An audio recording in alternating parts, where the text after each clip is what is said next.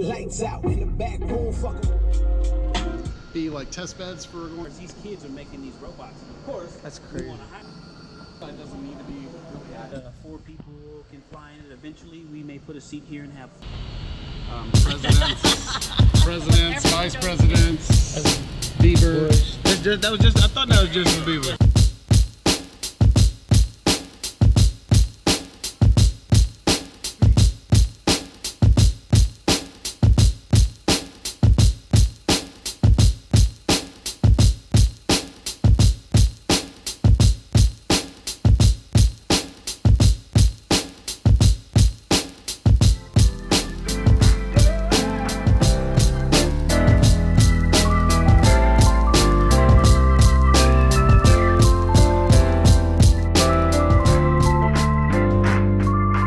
Man, I have a treat today. A former athlete turned lieutenant commander, naval aviator, and NASA astronaut. Yes, sir. Victor Glover. Yeah. How you doing today, man? I'm good. It's insane. This got set up because of good old Twitter. I hit you on Twitter and I was like, would you bless me with your presence on my podcast? And you agreed. Yes. That's insane, man. I appreciate it, man. So. No, it's a pleasure to have you here. This is awesome. I have never talked to an astronaut before. This is insane. Well, we're changing that. Yes, sir. For sure, I agree. For sure. I agree. So, I don't think I've had a sit-down one-on-one with an NFL player either. So, all kind of life goals getting checked. Yeah, we crossing new goals off the list today. So, because obviously it had to be a journey to get to this point. Because when we're all kids, you start out. And that's one of the, what do you want to be when you grow up? I'm going to be an astronaut. It's one of those far-fetched goals that you have. So how did that come to fruition? Like, take me through your life path. Okay, and it's interesting because we'll just go back to elementary school and seeing a space shuttle launch. And I thought, I want to drive that. It looked so amazing, and it was such an interesting thing to see people leave the planet. I mean, I saw it on television. I wasn't even there in person. But that I would say went into that bucket of, like you said, that when you're a kid, you can be audacious. You can have those big dreams, and I've been fortunate to be able to live some of those. Yeah. And so it reminds me that even as an adult, sometimes we still have to be audacious. We limit ourselves. And so, but I would say it went into the bucket of I also wanted to be a stuntman. I wanted to be a professional athlete. And so I didn't really see a path to there, but I went to college, and my decision making going to college, I wanted to go to USC. Mm-hmm.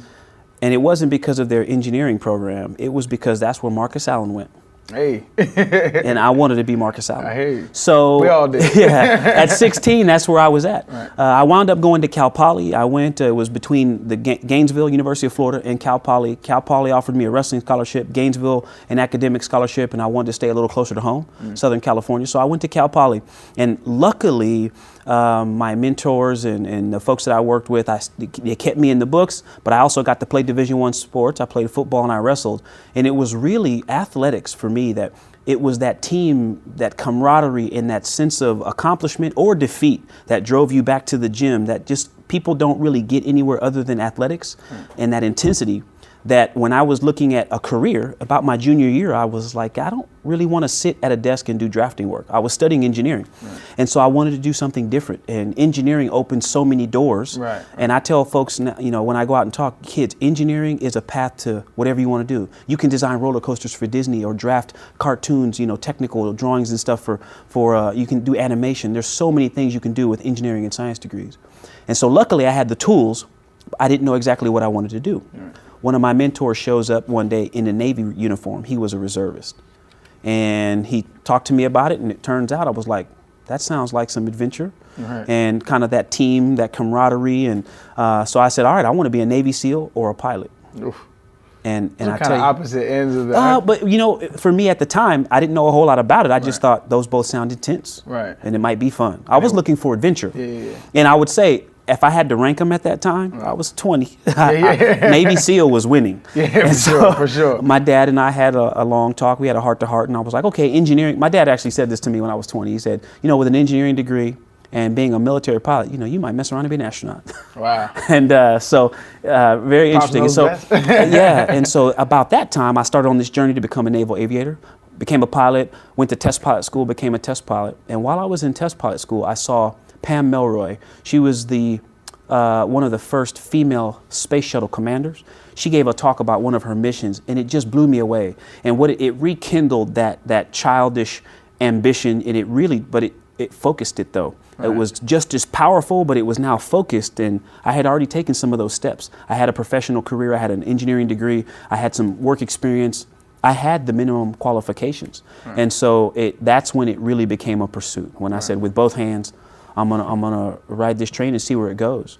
And I was very fortunate it worked out, and in 2013 I showed up here. And so what was the process like? Because you say class of 2013, right? 2013. So not everybody knows how astronauts get selected, or how it happens, or how many astronauts there are in the world. So how many NASA astronauts are there right now? I believe we have 44 right now. 44. You're one of 44 NASA astronauts. Yes. So how does that selection process happen? Is there a test, or how does it? Lots of little tests, right. and they never really stop. So I got a test. Everything is a test. Life is a test. Right. It was a 2-year process if you started in the military, because the military had a selection before. Now I think everyone will generally apply to USA Jobs, the website, the system to apply for any government job, right? Wow. But it's an open call, and the minimum requirements are a bachelor's degree in STEM, really science, engineering, and mathematics, and 3 years of work experience. Really? Flight experience is not a requirement. You don't have to be a CB ham, operator. You just have to have a degree in the work experience, the right degree in work experience. Now, the minimums generally don't get you far when you're doing something very competitive, but those are the minimums. And so about a year out, I would say, they opened, a little earlier than a year, they opened up this application pool. And for this last class, 2017, we have folks in training right now, a little over 6 months in.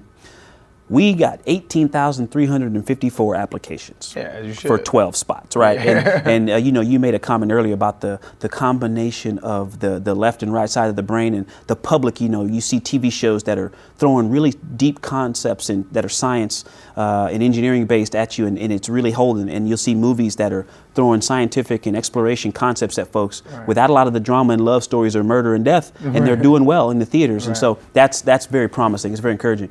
And anyway, so a year and a half out, they open up this application and folks apply, and that's one of the reasons I think you had so many apply, because of a lot of the popular media. Yeah. And we then we sift through a few that don't meet the minimum qualifications, and I think there was something like 16,000 or 15,000 that really had to be considered. Right. So you rack them and stack them and look for the best ones, and you pull them down into a smaller group of about 500. You turn that into a group of about 120 interviewees, and the people come out for the first round of interviews in groups of 10 or so, and they do a 3-day interview. You overlap on Wednesday, and so you really have an hour to sit down with this group of folks and let them get to know who you are. And during those interviews, they don't do a whole lot of medical stuff. It's just really a 1-hour interview where you get to know the folks, and there is some paperwork.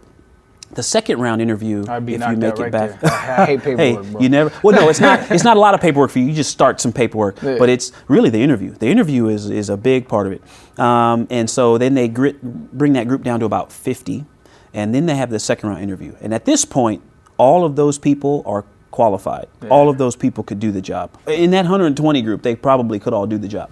But now you're bringing them back and saying, who can we put together to be this class? Who is going to be the future of the astronaut corps? And so then they come back and we put them through this set of activities where they have to go out and find and assemble things in teams. We give them a psychological evaluation, kind of like personality tests if you've ever taken those. They have a few different tests. There's a language aptitude test, which is not a test of a specific language, but just your ability to acquire language. Training is a big part of what we do. You want to see folks that are well-rounded, technical, operational, have an affinity and respect for foreign cultures and just people in general. They can speak extemporaneously. Really, we've had a problem with that. So, yes, you said it. I'm putting a lot of words on it. You said it directly. And so that's one of the reasons the interview is so important, right? Because on paper, this person can look great. And you get in the room with them, and it's just like, that was nails on a chalkboard a little bit. So, and then after that process, they have the really challenging duty of trying to put together a class. And this time, it turned out to be 12 folks, 12 NASA astronauts plus 2 Canadian astronaut candidates. Okay. And so we've got these 14 folks going through training now, and they'll train for 2 years. The basic things they train on are International Space Station systems. They learn to spacewalk, they speak Russian, learn to fly the T-38, our high performance jet, and they have to learn to operate, to fly, we call it our robotic arm. So why, not to cut you off, so why do they have to speak Russian? Like, why is that the language? The International Space Station, it's 15 to 18 partner countries, depending on how you look at it. And the 2 big partners are U.S. and Russia. And so half of the space station was made by Russian aerospace companies. So the buttons are in Russian. There's Cyrillic characters on them. So the ISS is it's a worldwide conglomeration. Yes, it is an international space station. See, I didn't so know that. half of it is, we say half is called the Russian segment and the other half is called the U.S. orbital segment. But the U.S. portion has a laboratory built by the European Space Agency, Right. which is a bunch of countries. And then the Japanese Aerospace Exploration Agency has a module there as well. Right. And then the robotic arm on the space station was made by the Canadian Space Agency and Canadian Aerospace Company. So, and then the crew complement can be 6 people or more from all those different partner nations. So it really is an international effort. And so not just the foreign language. Russian is the main, the procedures are written in English and Russian. Okay. The spacecraft we fly to the station at this time, the current time, is a Russian spacecraft. So we spend a lot of time in Russia, and you have to be familiar with the language and culture. But really, all the languages and cultures, Japanese. Yes, I was going to say Japanese. Germany is where the other space, you have to just have an appreciation for the international piece of the space station. And one thing I didn't say earlier about the selection, the way the flight rate and the size of the core, there was a National Research Council report a few years back that determined the size of the astronaut office needed to be about 55 to 60 people. Right. And so the office is smaller, and because of the attrition rate, we generally will select folks every 4 to 5 years.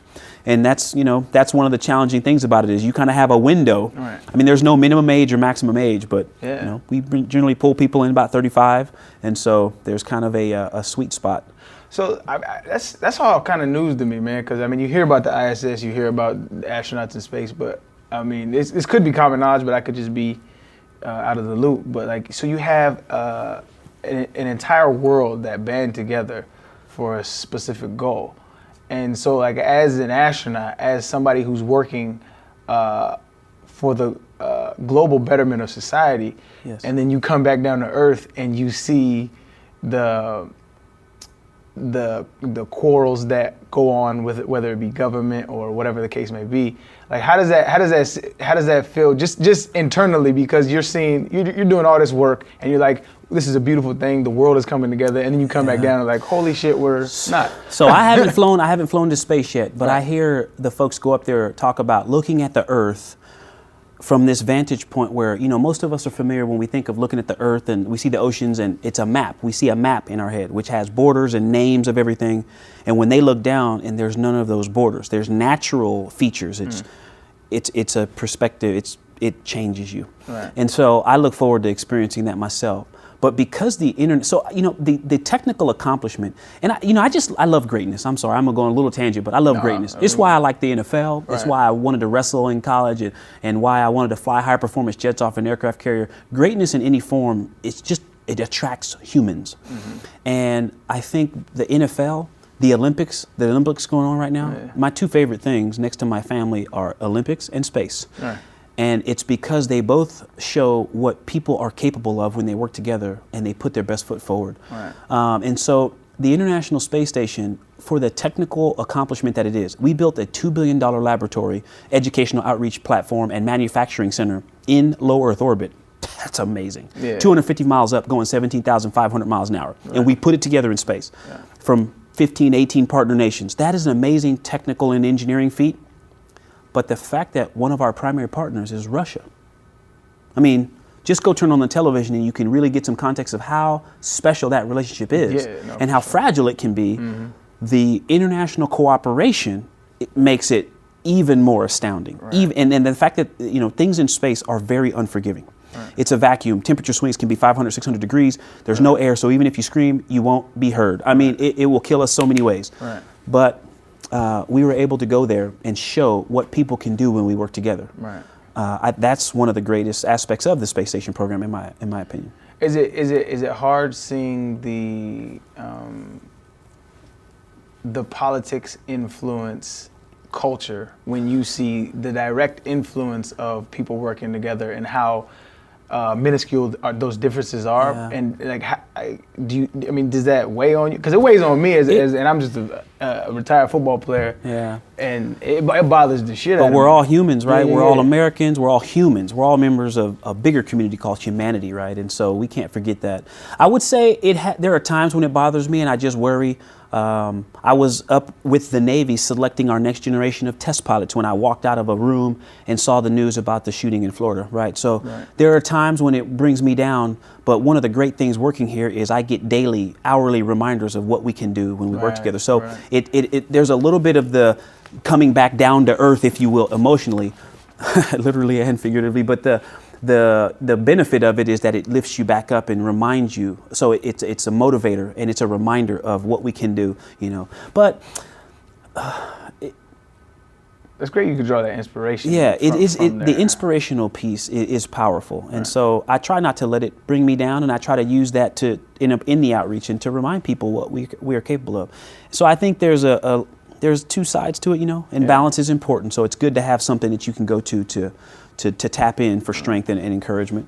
So I've always wondered, because you said I don't want to disrespect your credentials, so I'm not going to attempt to say it, right? So you're engineering masters. Go ahead and list all your credentials. No, I'm not going to read you my resume. I listen to too many people read it, but let me just say it like this. Saying, so for people that aren't around it every day, okay, it's impressive. So like, I think it's important, man. I think it's important for you to do so. Okay, all right. Because you asked. I appreciate it. All right, so I graduated from Cal Poly with a degree in general engineering, my undergrad. I went to test pilot school and I did an exchange program. I'm a naval aviator, but I went to Air Force test pilot school, and I was the first class when they were getting their certification from the Department of Education to give a master's degree. So when I graduated, I qualified for a Master's of Science in Flight Test Engineering. So that's one master's degree. I wanted to get a master's degree on my own, which can be a little challenging to do, so I had to go part-time, and I went to the Naval Postgraduate School while I was operating as a test pilot. And so I received a Master's of Science in Systems Engineering. And when I finished up my 2-year tour being a test pilot, I went to, in the military we have these things we call war colleges where we study tactics, operations. Really it's studying the way the government operates, specifically applied to military and defense strategies, national security.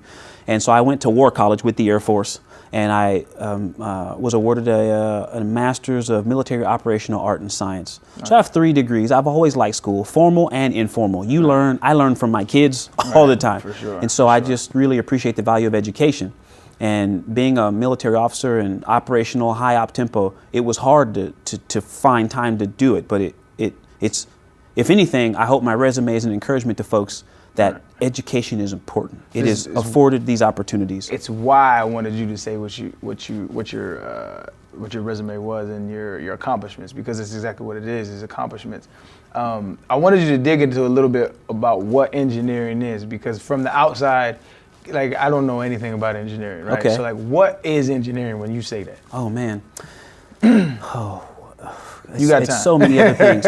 One is it is a key to so many opportunities. You can do so many things with it. You hear people say this thing, I'm pre-med. What do you say? I'm pre-med. They want to go to medical school. An engineering degree is pre-med. You can do anything with an engineering degree. And here's what I say simply. Engineering is being able to do synthesis and analysis.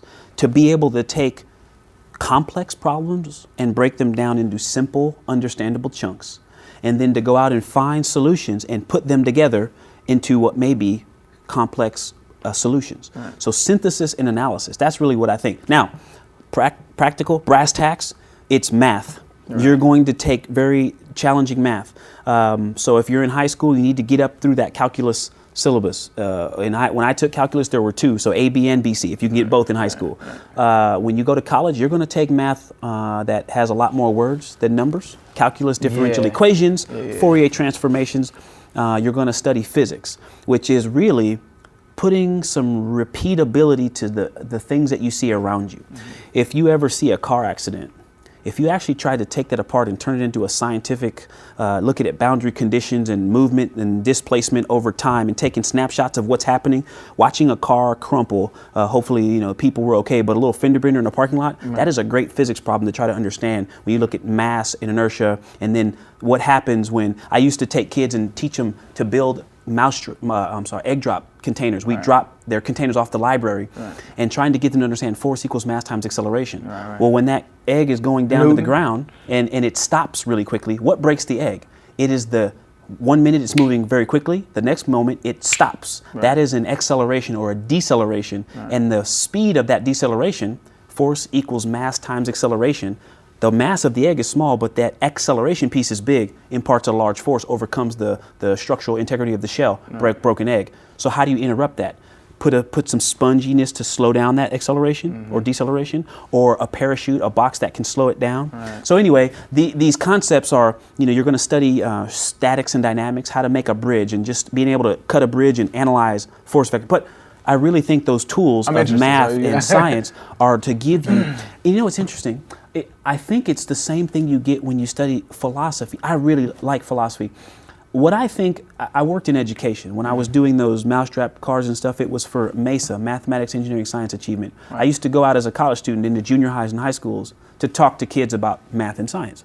And one of the things a teacher said to me once that I will always keep with me is, our job is to give kids the vocabulary to describe the world around them in their own terms. And I really like that. Technically, that's what studying engineering gives you the ability to technically describe the world around you. That's what physics is. Well, philosophy is doing the same thing when now you add in emotion and people and opinions and societies and these things that we call sovereign countries, which are a human invention, right? So it's interesting that both of those are really trying to give you a specific vocabulary for looking at and understanding the world around you. That's a beautiful answer, because, I mean, I fell in love with science. What got me into science, I fell in love late, right? So like I was one of the cats. I wasn't a bully, but I was one of those cats that was like, man, that shit is corny. Science is corny. But then I came back to it when I fell in love with it when I was a kid, right? So I was driving some long drive with my mother and my father, and I remember looking up. There was no light pollution, and you could see millions of stars, and I was like, what the hell is this? and it just blew my mind. So I was always into it, but I never correlated math and science with the stars, right? It just never hit me. And plus I didn't grow up in the best neighborhood, so the schools weren't the best, and multiple factors. But I came back to it when I was an adult, and I got into physics, and I fell in love with gravity, right? Just the concept of what gravity was and how it went from Newtonian gravity to Einstein's version of what gravity is. And how we still don't know what it is on a particle level. Like it blew my mind, and it blows my mind that that's not our core focus as a culture, right? So you talk about philosophy, right? So my philosophy is this: our best culture would be artists and scientists, right? I feel like that would progress our society faster than anything else. So when you're looking at like somebody like you and the things that you've accomplished, like where's next? Like what do you aspire to learn? Because you're an astronaut, bro. That shit is insane. You know what I'm saying? Not as insane as you think. It is, man. It's sometimes I'm just sitting in meetings. You know, that's being an astronaut sometimes. But you know, you said a bunch of really interesting things that I can't let you just go by. So you know what? Most of us don't go to the best schools, right? Only the people who go to the best schools, which is, you know, any standard bell curve. That's a couple of sigma deviation from the norm. And one of the things that I believe is important is that NASA does the outreach to get into those communities that people have that misunderstanding. And it's the inner city, but it's also another place that we typically avoid. And I don't mean NASA. We as a country don't do a lot of outreach in the middle parts of the country. We like the coasts and the high density places, but there's a farm out there where there's some kid that doesn't know the greatness exhibited constantly, continuously for over 17 years of humans from all over the world living in space together and doing this very hard thing successfully for 17 continuous years. Right. The space station has been manned for 17 continuous years. You may not know that either. I didn't know that. It's a beautiful thing, and we need to be out there on those farms, and we need to be in the inner city, and we need to be everywhere we can be telling people that good news.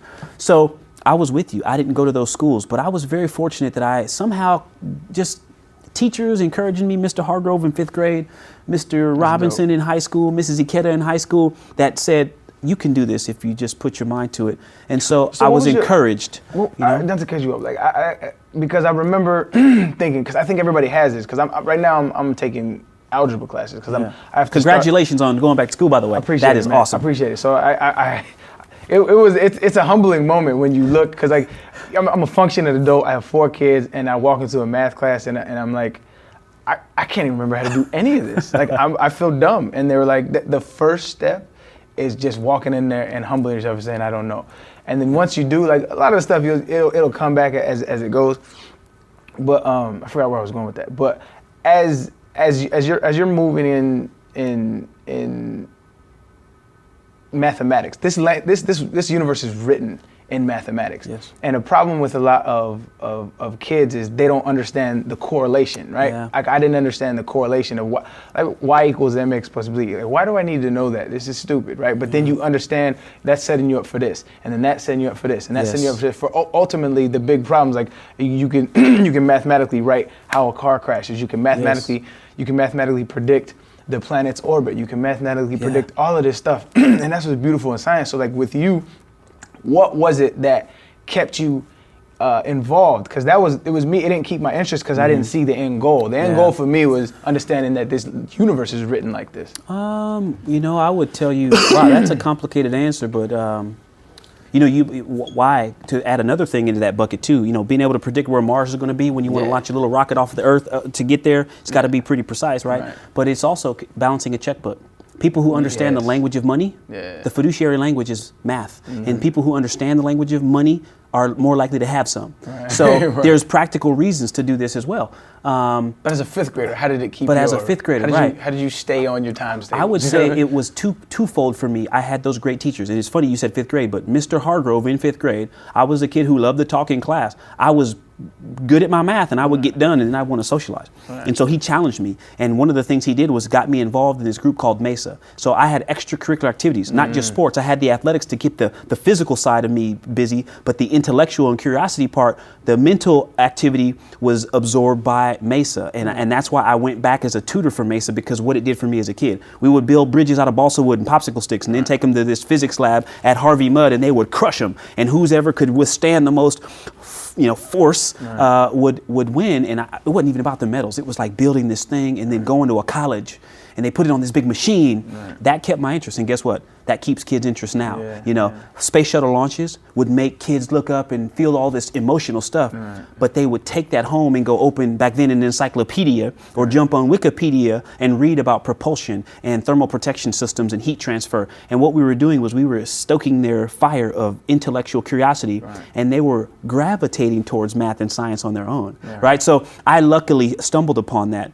And we have to find ways to do that. And sometimes throwing numbers at people can be daunting, because when you see a differential equation the first time, or something that's got so many words, and someone tells you this is math, it's called calculus, it's daunting.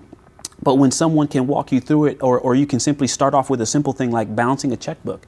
If you go buy a $1.50 item plus tax, and then you hand someone a $20 bill, do you know how much money they should put back into your hand? Can you do that really quickly? When you're at a restaurant, can you calculate the tip really quickly if you want to tip? I mean, little practical things, and then you build those into, here's an example I use with kids a lot. And this is trying to get them, interested in math and science, computer science. I ask kids, how many of you have one of these in your pocket? And a lot of them have their smartphones. And so everybody's hand goes up. And I ask them, because I also talk about the importance of learning a foreign language. I say, what language do they speak? And people will yell out stuff, and sometimes they say computer programming. And I say, what is the language of computer programming? Math. Machine language. These computers speak math. And so that's why it's important. Math. Computer science, which a lot of them think is cool because they play video games and have smartphones. Computer science is underpinned by math. The language of science is math. all science. Yeah. And so This is just the trying to universe. get kids talking to, about flowers growing, the Fibonacci sequence, like it gets super deep. Yeah. Which is, I mean, not to cut you off, but like, I wondered that, right? Just as somebody who's well versed in the universe and the physics and engineering of our world. Don't ask me something too I'm gonna have to phone a friend now. Okay, so this is more on the philosophical side, right? So like, because we can predict to a certain degree of accuracy things that occur in nature, right? So we can predict to a certain degree of accuracy planets. We can somewhat weather.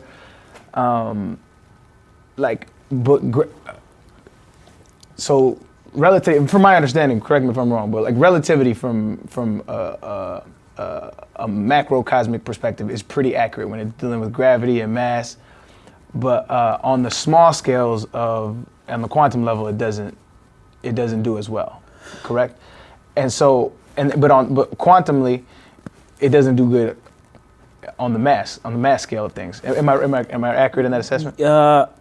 My physicist friends would say it depends. Right. But I think that's a great way to summarize it, to discuss it. Right. Yes. Right. So my question would be, not question, just philosophically speaking, we're getting a bead on how this universe works, right?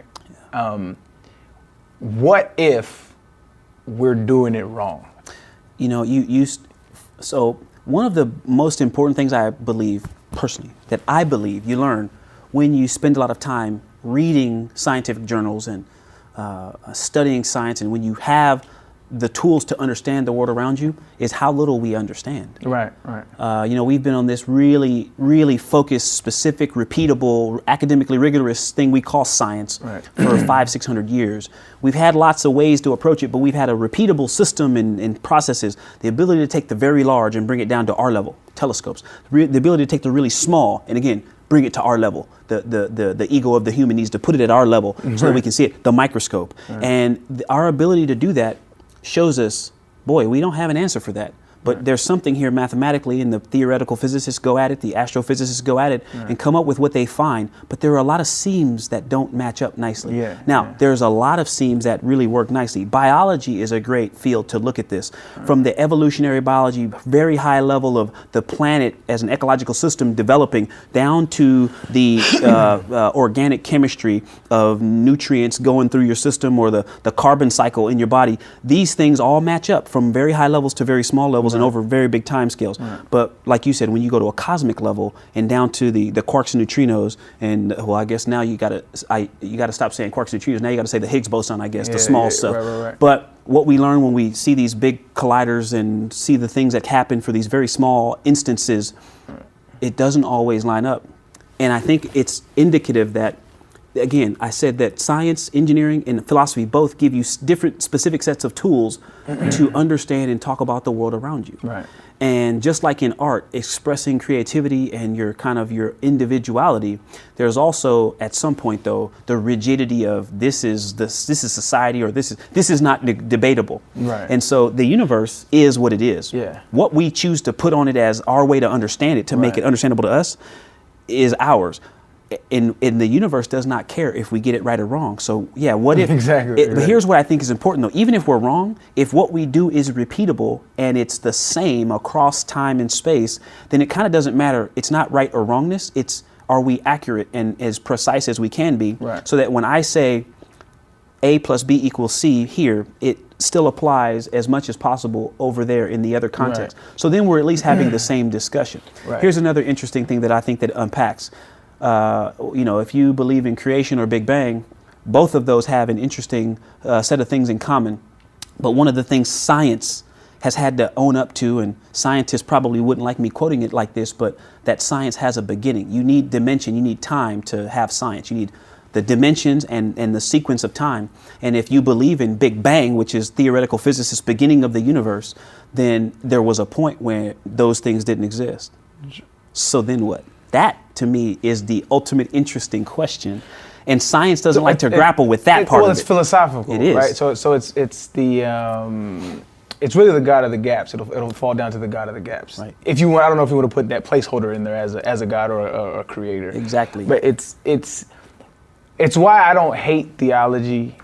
It's because science kind of came from theology. it came from feeling like you were greater and wanting to know more. Yeah. And then I think as we grow, God's box gets smaller because we don't have the tools to go back to that point, right? We will never know, right? We'll never be able to prove it. Right. And I think science, you say God's box gets smaller. I think science explains more and more, but I think as we learn more, we see that, wow, there's still so much more that we don't understand. Science looks out into the universe. We have a system on the space station called AMS, the Alpha Magnetic Spectrometer. We are looking for evidence of dark matter. And that dark matter, again, I'm not super into physics. We could talk for 2 hours, man. I love this shit. Well, they're trying to explain. So we're trying to explain, again, what a system that we've come up with, and whether we're right or wrong, it doesn't matter. With this one repeatable set of circumstances, the mass that we can observe in the universe doesn't make sense. Right. There has to be more. Okay. And it's undetectable. You go into this really interesting discussion. So I think that as the borders of science expand and we see more, we learn that there are more gaps in what we understand. Right. Well, here's a question that people don't like to get into, but are there gaps in what we can understand? Yeah. We'll never go back to the beginning to know about Big Bang. Exactly. And so I happen to be a Christian, and it's very comfortable for me to be a Christian and be very into science. That's interesting. Because I think they work together. You said that a lot of it came from religion, and not just the personal yearnings to look up and say there's got to be something bigger. Right. The beginning scientists, a lot of the science and art that was funded by religion. Right. Now, then they got into some periods where there was some negativity, right. and that kind of gets focused on in this debate. But I think that debate has taken center stage, and it's really unfortunate because right. when you bring them together, when you answer these questions and you look at leading human exploration in the future, when we get out there and answer some of these big questions, it really opens up bigger questions. Right. If you believe that Big Bang was how the universe began, right.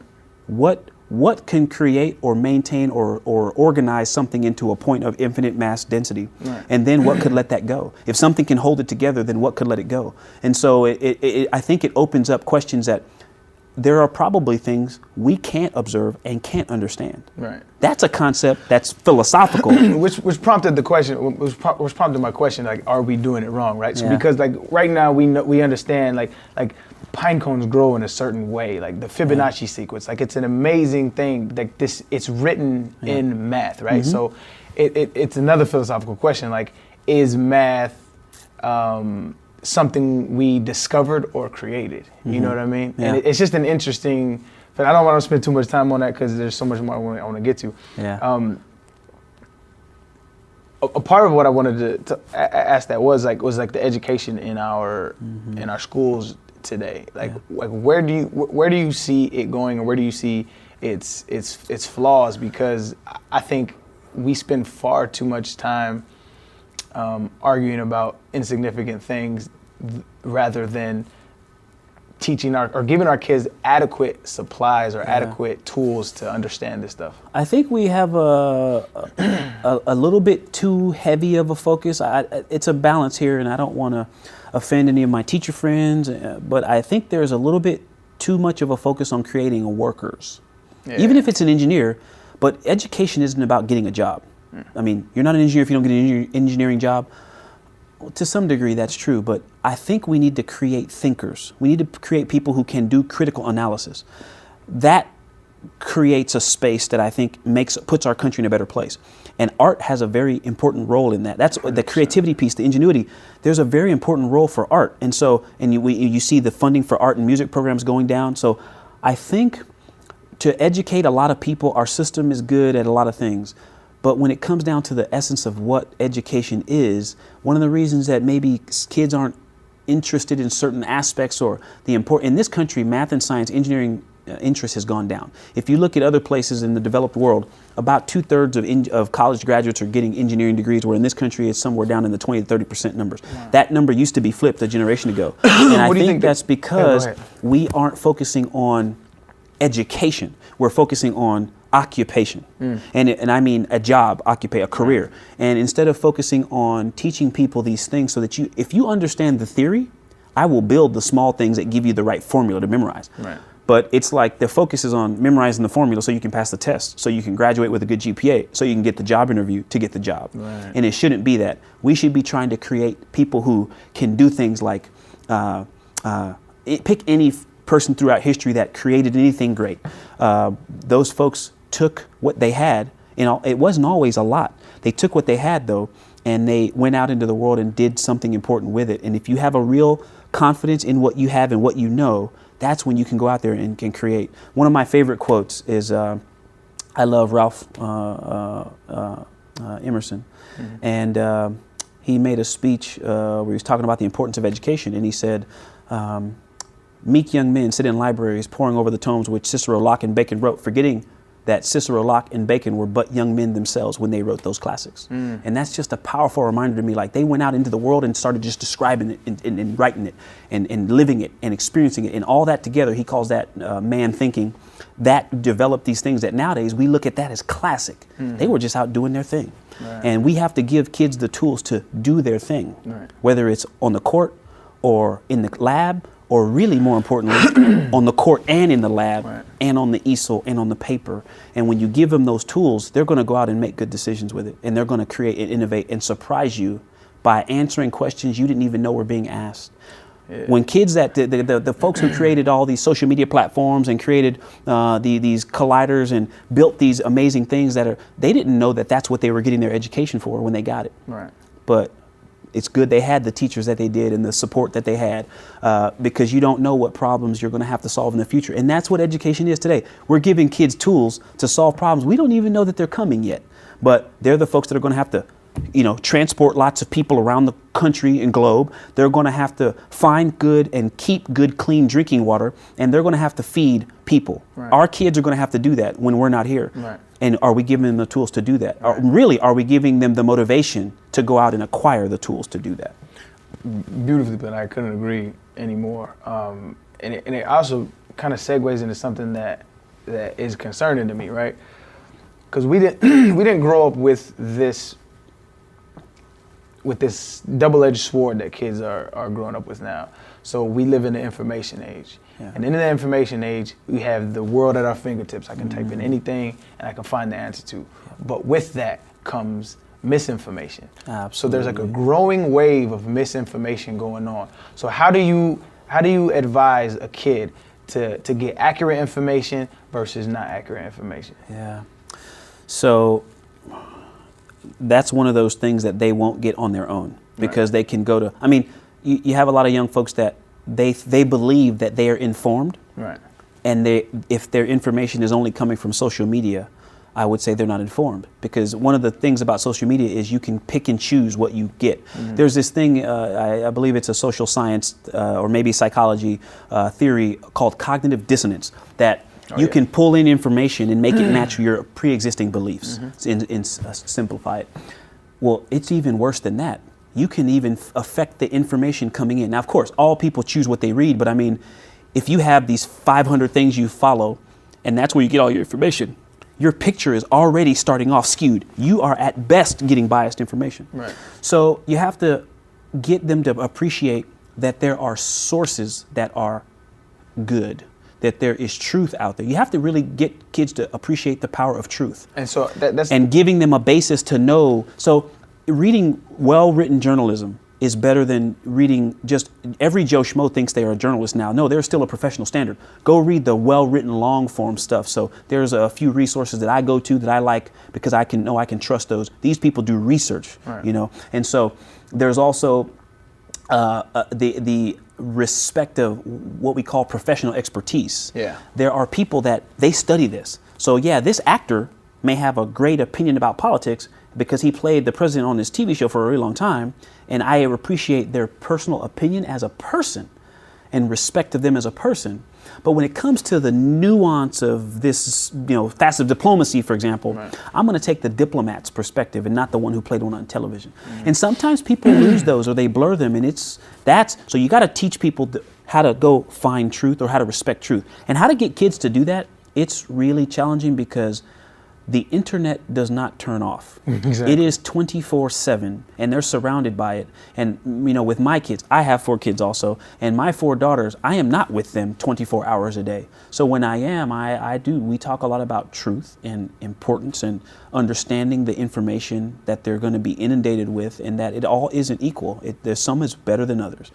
But how to do that on a large scale, I think, that's one of the primary things I think education should be helping them to understand. You know, when you do a research paper in college, your sources matter, right? And we don't, that is not just a college thing or a research paper thing. That's life. If you read the newspaper, you understand that your sources matter. If you only get news from social media because you believe it's faster, you, I think, are having a problem with source information.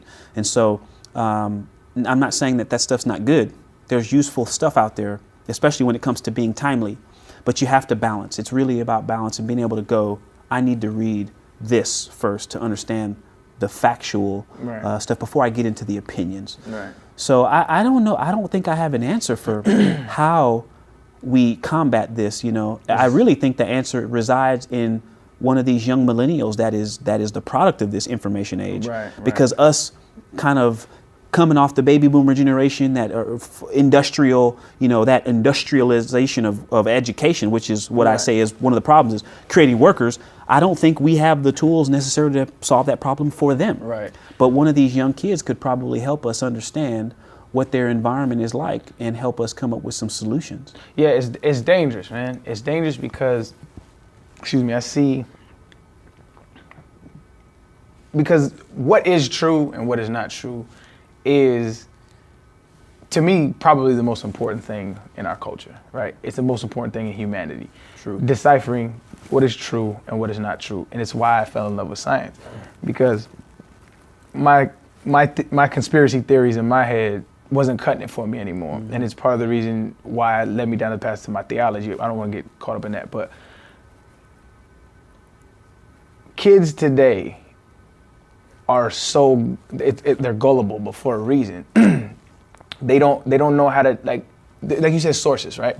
People don't know how to decipher or research the sources. Not only that, it's hard. It is. Because if you read an article or if you see something on it, like, go to those sources. Where are those sources coming from?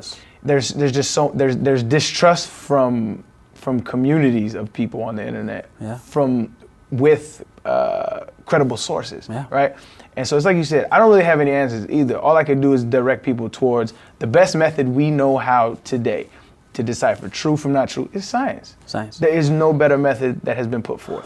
You know, so I think one of the primary things you leave college with, no matter what you study, is an appreciation for sources or going, like you said, when you read a report, you can see the sources and go and check those yourselves and look at, oh, this is primary source, this is firsthand, this is another opinion piece from somebody else, and so opinion laid on opinion laid on opinion.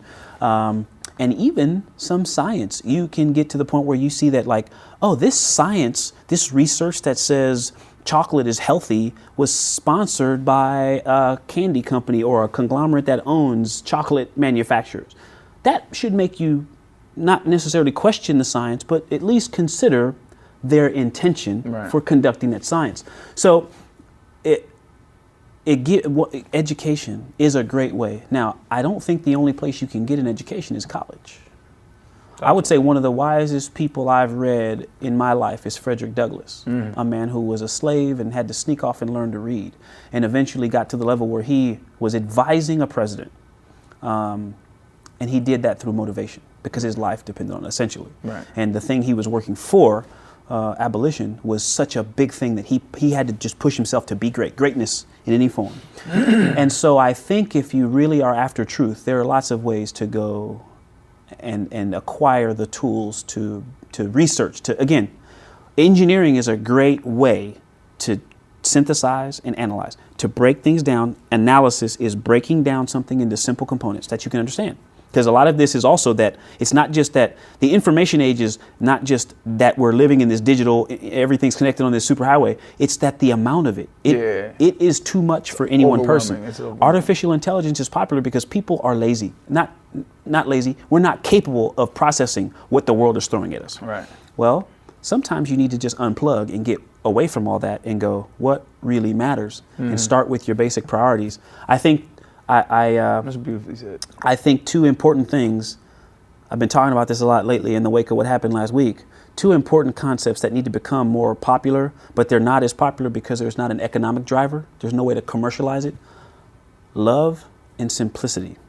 But if you take the time to go out and find ways to seek truth, I think one of the things you'll find is simplicity is important. And I don't care if you're talking about dark matter or how to do electrophoresis to see what genetic sequencing, you learn that there are still some core tenets amongst all those things that if you can understand those basics, you're going to be fine in multiple areas. Right. So that's why I say, an engineering degree is a great way too. But you know what? Having a moral compass, having a moral situation, if you develop your intellect so that you can understand intellectual matters of any sort, right. Which was what a bachelor's degree I think should give someone, or a master's degree, a basic understanding of the world where you can easily get to source truth data, first primary sources. How do you do that for someone? So we are threefold. We are mental, physical, and emotional or spiritual. How do you do that in all three of those? I think it's important to go to the gym, just like I think it's important to go to the library. I also think it's important to go to church, or for some people it's the mosque. Whatever your moral development is, though, you need to put in that. And when you develop all three, your compass for truth, I think, is well honed. Right. That's interesting in itself, because to frame morality in the context of objective, I think it's kind of dangerous. It is, yeah. Well, yes. Because then you get into any combative idea could be deadly, right? So I mean, there are wars fought over this, right? So like that's why I said it was interesting. I didn't want to, but it's leaking out of you, man. I don't want to delve into it, but it's an important factoid. You talk about cognitive dissonance. What you see from the spiritual world that you profess to, and then the natural world, like there are some conflicting things in there. So how do you reconcile those?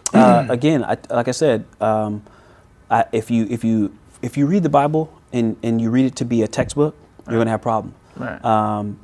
So you don't take the literal word. Well, this, like you said, is a rabbit hole that we could go down and spend a lot of time in. But I will say that, let me just simplify it with this little short story, and I know this won't really answer the mail, but creation versus evolution seems right. First of all, I think that statement initially is conflicting, and if we could stop thinking of one versus the other, I think if you read creation as it's depicted in the Bible, and remember, it wasn't written in that language, Aramaic, Hebrew, the original texts of the Bible. If you read them and really study, again, if you try to get to source data and study, and you read what they say, if you read the best theoretical physics papers on about Big Bang, this ball of light energy, and then it lights, and then it goes dark, and then there's some things coming together, and gravity, the mass of them pulls them together, and that pressure creates heat, and some things start to light up again, light, dark, light.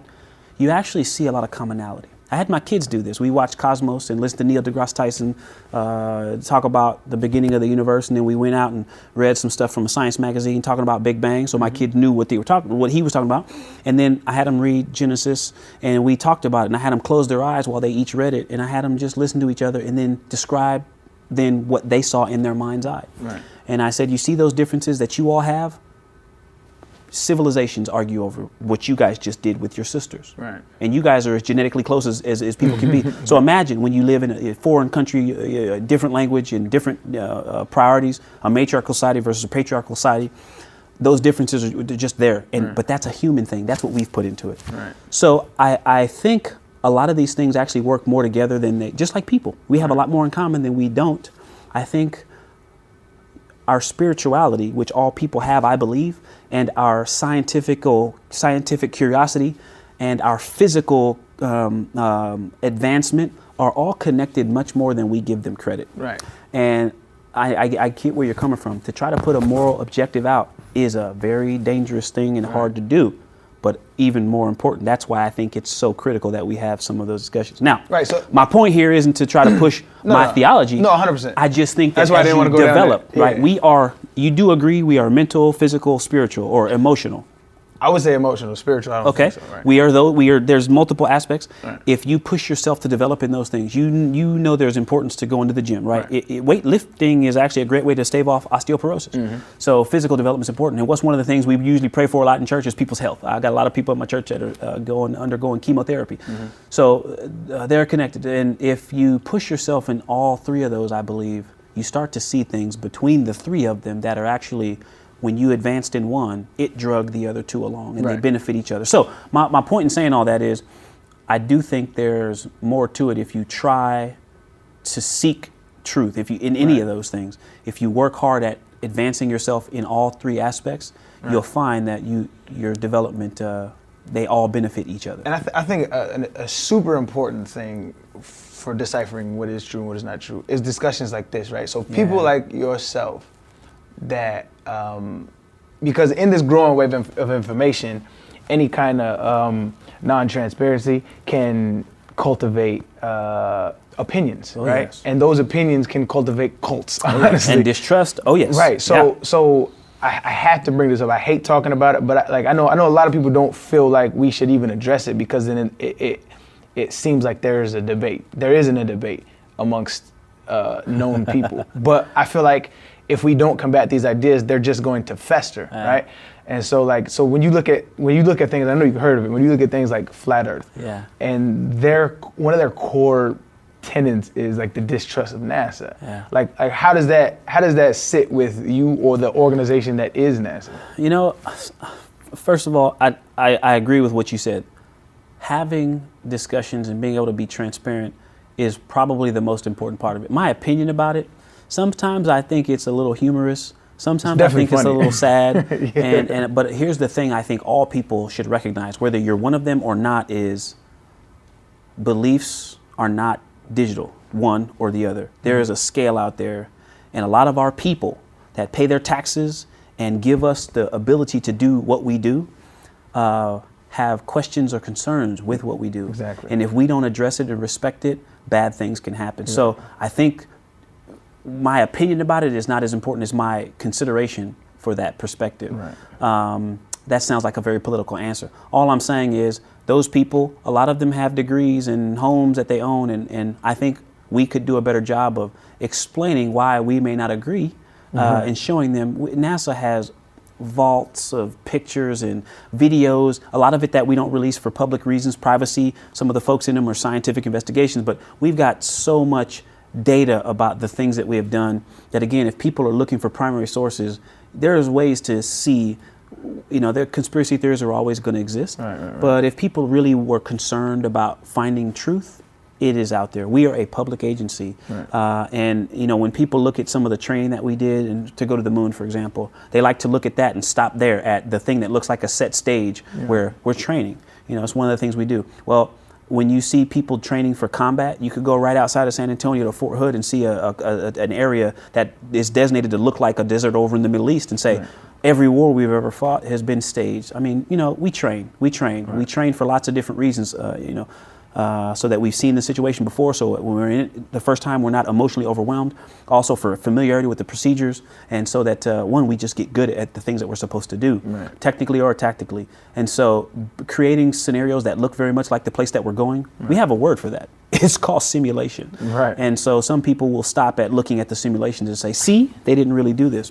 That's one great one. If you just keep going through the vaults of information that we have about those evolutions, it will end with the mission debrief, where you'll see the pictures that we took when we were there. So, I've been able to talk to a person who walked on the moon, Al Bean, one of my favorite human beings on the planet, Jack Schmidt.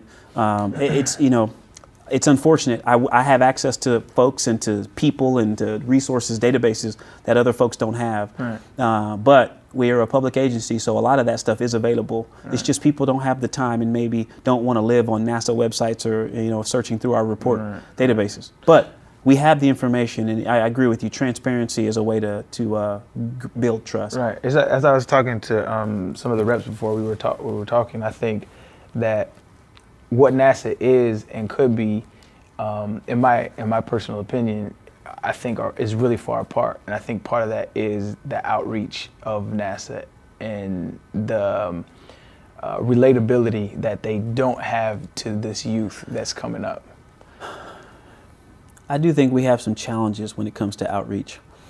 I think we do a really good job in terms of being a government agency and trying to use what we have.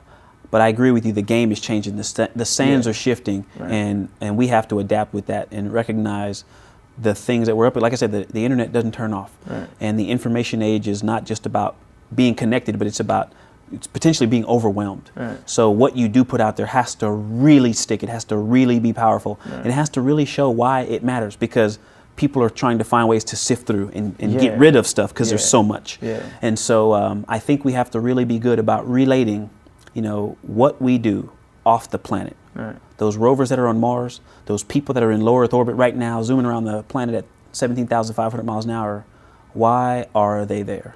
And to oversimplify, it is to help those of us here on the ground. And it's so multifaceted. It's the creation of medical therapies to understanding the world that we live in. When you look up in the sky and go, where do we come from?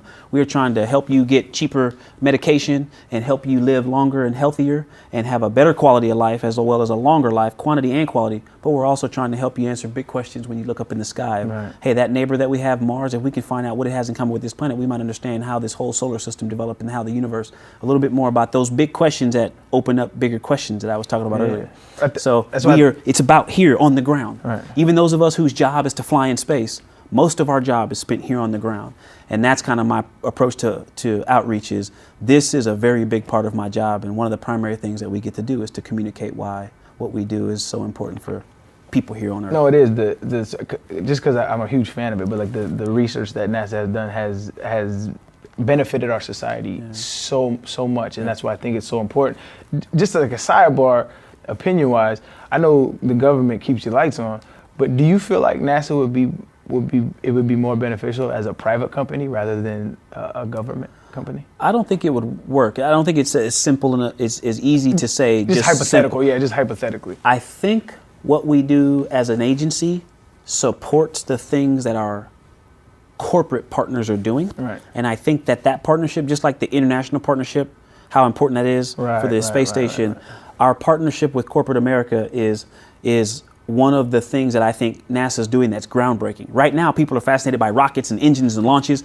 50 years from now, when people write about the amazing things that we're doing, they're going to talk about this partnership with academia and with corporate America. And let me just summarize real quick. So we're flying the International Space Station 24 hours a day, 365, and it is in low Earth orbit. It doesn't turn off either. So we are flying the International Space Station. As complex as that is, we are developing a system to take humans beyond low Earth orbit, the SLS rocket and the Arian spacecraft. We're working with corporate partners, Boeing, to build their aircraft, spacecraft, the Starliner. We're working with SpaceX to build their Crew Dragon, and we are still training with the Russians to learn to fly their Soyuz spacecraft. So we have 5 spacecraft and booster systems that we have to learn and to understand to work in space. We're doing more now than I think we have done, at least in the human space flight, in a very long time, maybe ever. And when historians and the journalists look back on this period, if they overlook the commercial partnership, the corporate partnership we have, they will have missed a significant part of our effort. Answer my question like perfectly. So this is the last question because I know we got to get out of here, man. But what is low Earth orbit, and can we get out of it? Absolutely, we have. Right. So this ain't for me. Low Earth orbit is 250 miles up. Well, the International Space Station's orbit is about 250 miles up. It takes a speed of about 17,000 miles an hour to stay there, right? You're falling and moving forward at about the same speed, so you enter this thing called orbit. You stay there, microgravity, roughly. And so low Earth orbit is one of the interesting things about it because of the magnetosphere of the planet, which you see examples of that by the charged particles that are trapped at the poles and those things we call aurora borealis. That magnetosphere protects those astronauts, right? When we go beyond low Earth orbit, we lose that protection from the radiation that's out there. And so going to the moon, for example, on a 2-week journey would be the same radiation flux as a 6-month stay on the International Space Station in low Earth orbit. So can humans go beyond it? Absolutely, because Contrary to conspiracy theorist beliefs, we have been to the moon. 12 human beings have walked on the moon, and 6 more sat in lunar orbit and watched the surface as their crewmates were down there on the surface exploring. And so humans have escaped the bounds of gravity. They have escaped low Earth orbit, and we are working right now to develop a system. So kudos to all those other companies that are doing such amazing things, and it's great. We are challenging them, and they're challenging us right back.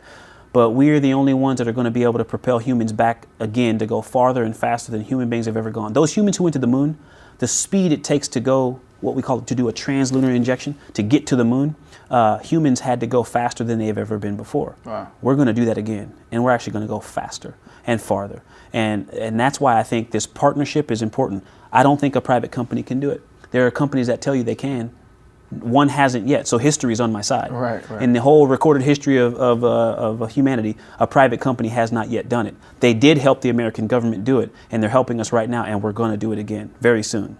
If my pockets was that deep, man, I would get behind it, bro. But they're not. Hey, one day they may not have to be that deep. That's another thing we're working on, right? Beautiful too. Privatize it. Hopefully you can take vacations in low Earth orbit very soon. That'd be amazing, and man. you'll see us pass by on the way to the moon and to Mars. That'd be amazing, man. So I appreciate you taking time out of your day, man. You are, man, I think you're going to end up being an icon, because there's not many heroes in our communities that can look up and say, like, look at what they're doing. So I think I thank you, because it was an important conversation I had. I think it's for young black kids to see a young black astronaut and see that things are possible. I think it's important what you're doing, man. So I'm a fan, obviously, man. Thank you, and sure. Hey, I'm still trying to make my mom and daddy proud. So that passed already, I promise. But so I end the podcast the same way every single time. One of my favorite human beings on the earth is Jim Carrey.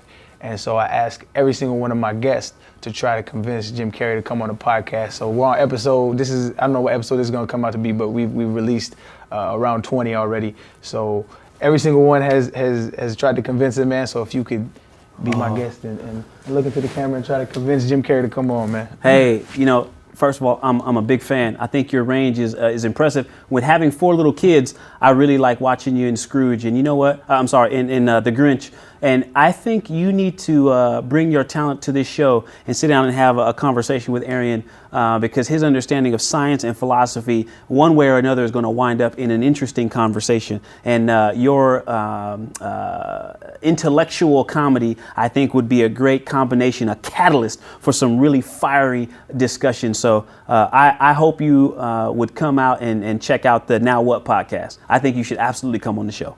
I appreciate that, man. So from everybody, that work on my on the team, man, I appreciate it. For everybody at NASA, man, I appreciate you guys doing. My pleasure. My pleasure. And I've got a small token of appreciation. This is a coin from the astronaut office.